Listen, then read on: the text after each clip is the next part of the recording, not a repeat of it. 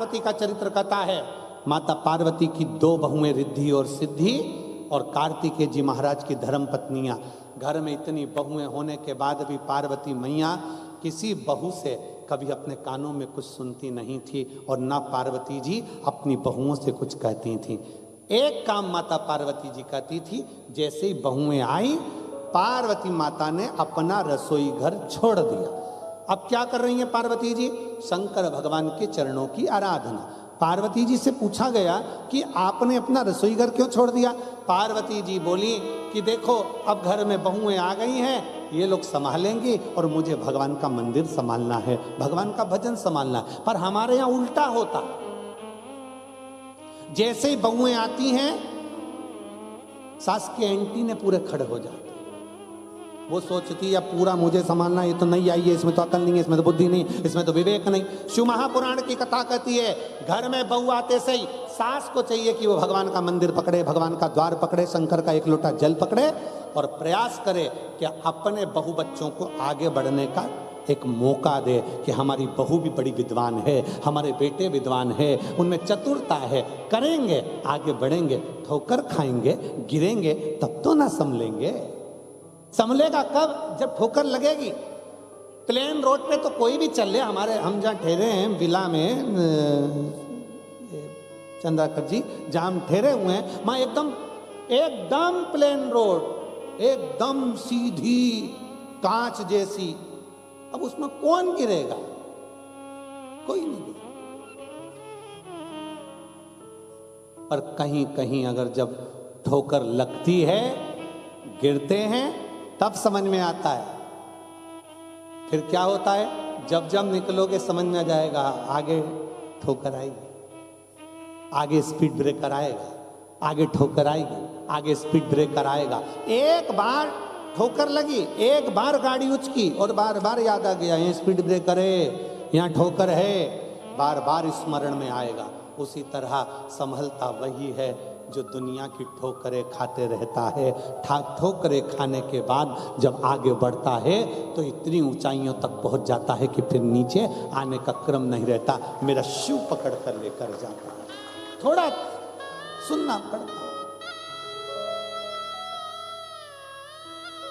और कहे लोग हमारे परिवार वाले हमें अपशब्द कहते हैं, कोई परिवार वाला गाली देता है, कोई कुछ कहता है, कोई कुछ कहता है। दुनिया में शिव महापुराण की कथा कहती है, संसार में याद रखना, संसार में आज का मनुष्य आपको सम्मान नहीं देता, संसार में आज का मनुष्य आपके धन को सम्मान देता है। धन बढ़ेगा तो रिश्ते नाते भी आपकी ओर खींचते चले आएंगे, धन बढ़ेगा तो आपके संबंध भी बढ़ते चले जाएंगे, धन बढ़ेगा तो आपके सब होते चले जाएंगे। जब धन नहीं होता तब कोई पूछने नहीं आता कि बाबू तुम कैसे हो, भैया रोटी खाई कि नहीं खाई, तकलीफ है, कष्ट है, दुख की घड़ी है, कोई नहीं पूछता। इसलिए संसार सागर कहता है वावारी दुनिया मतलब की दुनिया में किसी का कोई नहीं,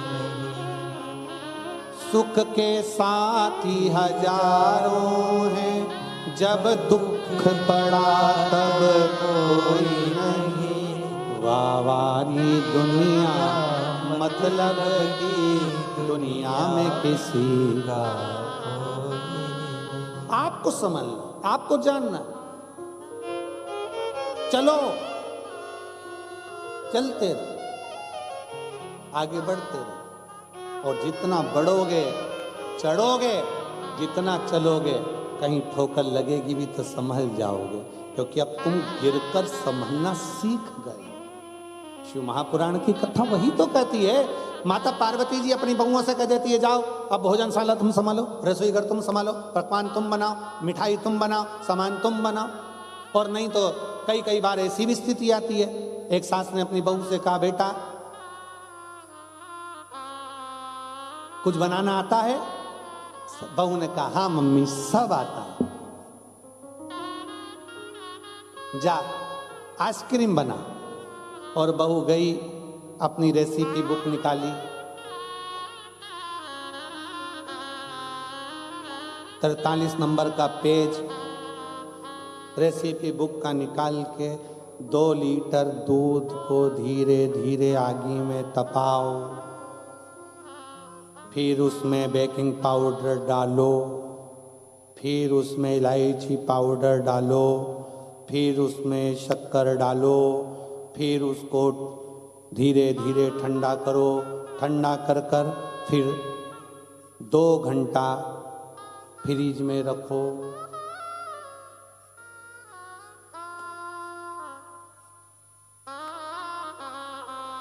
तीन घंटे के बाद सास फ्रिज खोली, बहू को आवाज लगाया, बहू इधर आ। हाँ मम्मी। ये मंदिर के घंटे फ्रिज में कौन ने रखे? मम्मी मैंने रखे। क्यों? किताब में लिखा था 2 घंटे फ्रिज में रखो। ये मैंने रखे।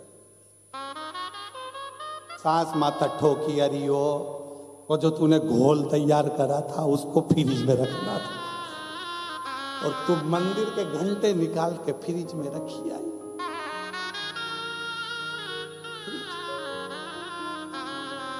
सीखने दो उसको, सीखने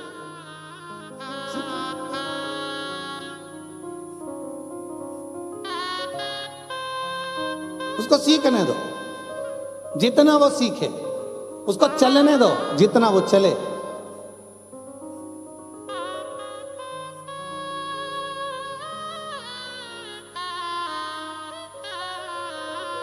यहाँ अगर कोई राजस्थान के बैठे होंगे ना, तो वहां पर एक नियम है, जब नई बहू आती है ना तो उससे,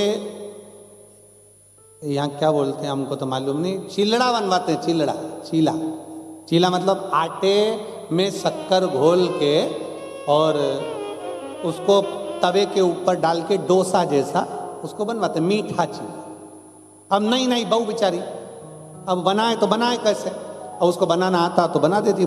माँ को बनाते हुए देखा था, उसने गोल तैयार करा और उसने जो तवा पे डाला, और तवा पे डालने के बाद जो फैलाया, तो फैला तो नहीं, वैसे ढेड़ा बन गया, ऐसा हो गया उसको ढेड़ा। और चीले का नियम है, नमकीन चीला बेसन का, रवे का, चावल का अच्छा बन सकता है, पर मीठा तो एक बार तो वो चिपके। मीठा तुम बना के देखना, एक पहले नंबर का तो चिपक जा, कितना भी घी डाल। अब बहू को लगा ये चिपक गया, इसने बहू ने तुरंत उसको वापस निकाला, चूल्हे के अंदर डाल दिया वापस। सास ने फिर पूछा, बेटा बन गया? हाँ मम्मी बन रहा है, बन रहा है। 2-3 चीले जब तक खराब नहीं हो जाते तब तक वो अच्छा चीला बन ही नहीं पाता। उसी तरह 2-3 बार जब तक मनुष्य ठोकर नहीं खा लेता तब तक वो उन्नति की सीढ़ी पर चढ़ ही नहीं। वो चढ़ना ही तब है जब वो ठोकर